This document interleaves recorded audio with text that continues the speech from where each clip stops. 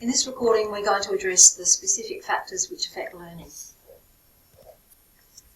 The general idea behind these concepts is that with an understanding of what affects a learner learning a skill or the acquisition of a skill, a coach is able to modify the skill itself or to change the environment to maximise the learner's opportunity.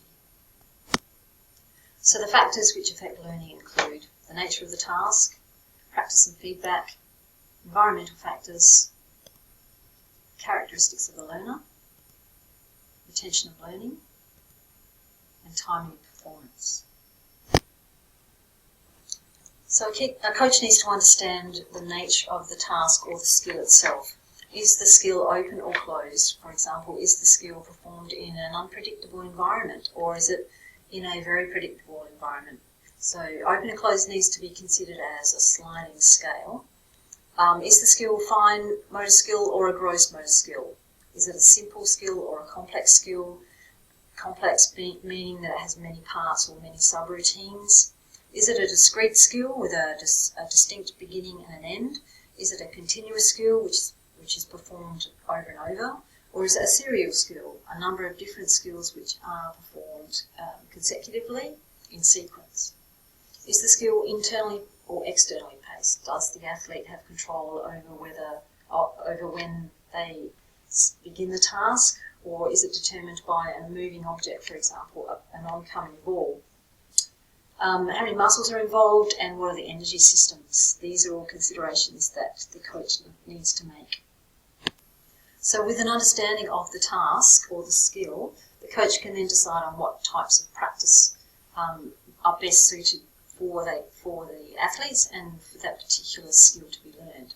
So there are a couple of different types of practice. One is mass practice, the other one is distributed practice. Mass practice suits athletes which are perhaps not in the cognitive stage but are more developed in the associative stage, where they practice a skill repeatedly over and over. For example, long-range shooting in basketball. Distributed practice means that a skill is practiced but not for such a long period of time. There are rest periods or other skill practices are included. Then there is whole practice and part practice. Whole practice suits simple skills where the whole skill is practiced at once, or part practice is where you may have a complex skill which can be divided into different parts. Each part can be practiced on its own and then rehearsed together to make the whole skill at the end. Then there's fixed practice, which is performing a skill in a fixed environment, the same part of a game, for example, compared with variable practice where the same skill is practiced but in a slightly different part of the game. So once practice is underway and the learner is performing these skills in these practice sessions, the coach then provides feedback. Now feedback can be provided either internally or externally. Internal feedback relies on proprioceptors within the joints, muscles and ligaments of an athlete's body. So just as an athlete is able to detect heat or pain through their nervous system, proprioceptors can provide information about the strength of muscle contractions and the position of body parts in space. So this gives them a sense of kinesthesis, which is a sense of movement. Whereas external feedback is getting information from external sources. First of all, knowledge of results. And a learner can see the result of their skill or their action. For example, did the basketball go through the hoop or not? Or did the badminton shuttle land in the correct area or not? So observing the outcome of their performance. So this gives them feedback. Then there's knowledge of performance, which is usually provided by the coach by way of giving them more specific details about technique and how to correct errors, for example. So knowledge of performance is much more specific to what to do in order to improve or to have an understanding that what they did do was correct. Augmented feedback is provided by the coach, either through verbal feedback or demonstrating or using visual feedback, mostly to give the learner knowledge of their performance. Sensory feedback is the learner using their senses to receive the information from the external source. Feedback can either be positive or negative. So, for example, that was a good shot or that was a bad shot. But the most powerful feedback is really needs to be specific to why was that a good shot, what were they doing which made it successful. Terminal feedback provided after the performance is finished. So, for example, a gymnast undertaking a floor routine. At the end of their whole floor routine, the coach will then give them all the information or show them on a video. Whereas continuous feedback is given throughout the performance, and these two types of feedback will vary depending on the sport itself. Environmental factors will affect whether a learner develops the skill or not. So the environment needs to be a positive environment. There needs to be some variety in the practices so that the athletes don't get bored. It needs to be free of distractions. It needs to be, to a point, a competitive environment. Again, depending on the sport itself. Initially, the competitiveness of practices may be small, but then should be increased to essentially match and eventually match the competitive environment of the game itself. Role models are really important, not just to demonstrate the skills themselves, but to to demonstrate positive attitudes towards learning and towards the sport. The characteristics of the learner, again, will determine how quickly they develop a skill. Age and physical development. So we can think of young learners, or we can think of older learners. Young learners, because they don't have the full physical development, should have practices which are suitable to that, whereas older athletes who may be learning new skills may not have the physical capacity to develop a skill, so that needs to be taken into consideration. Cognitive development, so the language a coach uses is really important so that the younger athletes in particular can understand what's required of them. Psychological development, athletes differ greatly in their mental attitudes towards receiving information and dealing with that information, and so the coach needs to be very aware of the differences, the psychological differences between different athletes. Gender can play a part in how successful a learner can develop a skill. This may mostly be due to previous experience and previous exposure to various skills, but it also could relate to some theories that, for example, girls develop skills better if they are allowed to discuss in groups how to perform a skill, whereas boys can just comprehend information on a one-on-one basis. Previous experience has a big impact on whether a learner develops a skill. Cultural considerations, again, mostly to do with exposure to certain sporting experiences. And so from those considerations of the individual learner, how is the information retained by the learner? So this is to do with how they are able to remember information in order to perform the skill using the information that the coach has given them. So there's a process.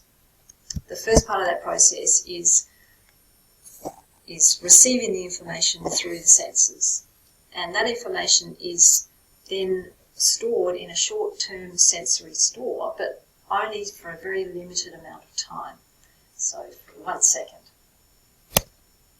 Selective attention then is really important. So this means that with all the information that is detected by a learner, this information may be relevant information from the coach, or it might be irrelevant information just from other distractions in the environment. The athlete needs to begin to learn to selectively attend to what is important. And another example is in a game. If the athlete pays attention to everything in the environment of a game, then they will be distracted. They need to pay attention to only what is required at that particular time.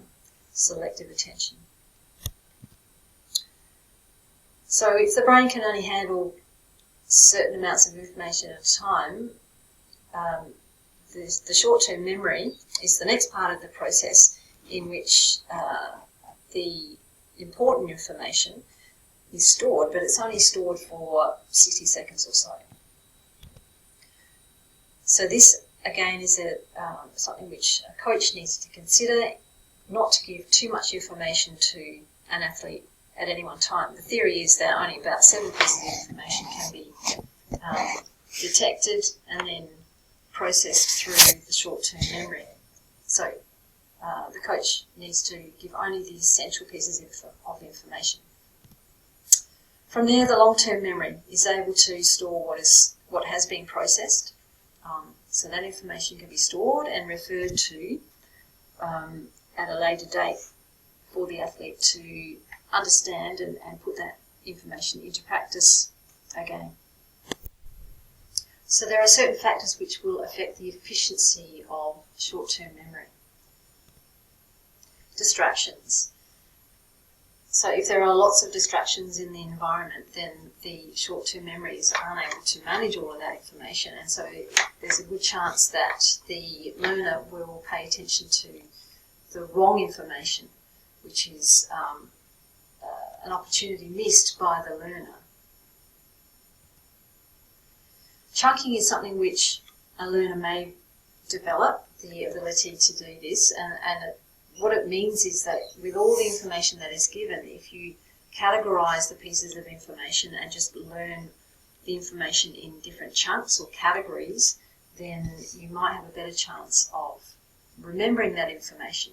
And if you think of an example of, say, a telephone number, where you may not remember, if it's someone's new mobile phone number they've given you, you may not remember it all at once, which is about 10 digits or so, but you might remember the first 4, and then the next 3, and then the next 3. So that's kind of like chunking the information. So see if you can think of examples in the sporting world where chunking may be relevant. Practice or rehearsal. It's important that once the correct information has entered the short-term memory, that information is acted upon or practiced, so that it then is able to be used and sent to the long-term memory for longer remembering. The information, of course, needs to be relevant so that it's able to be used for the practice of the skill itself. Timing is really important for a learner to develop, particularly with skills which are complex, skills which have multiple parts or multiple subroutines. And so all the subroutines need to be performed together in a smooth way for the most efficiency. Anticipation is another concept which we need to understand, and essentially this is where an athlete is able to make an educated guess about what an opponent may do or what a ball in the air may do. And so they're able to pick cues out of the environment which might suggest what may happen with the opponent. And so the athlete then is able to begin, they make a decision and then they begin their performance or their movements as a response to the educated guess which they've made. So use of selective attention and previous experience to guess what will happen next. So all of these things combined are really essential for a coach to understand and use to develop practice sessions and to provide appropriate feedback for athletes in order for them to maximise their chance of developing the skill.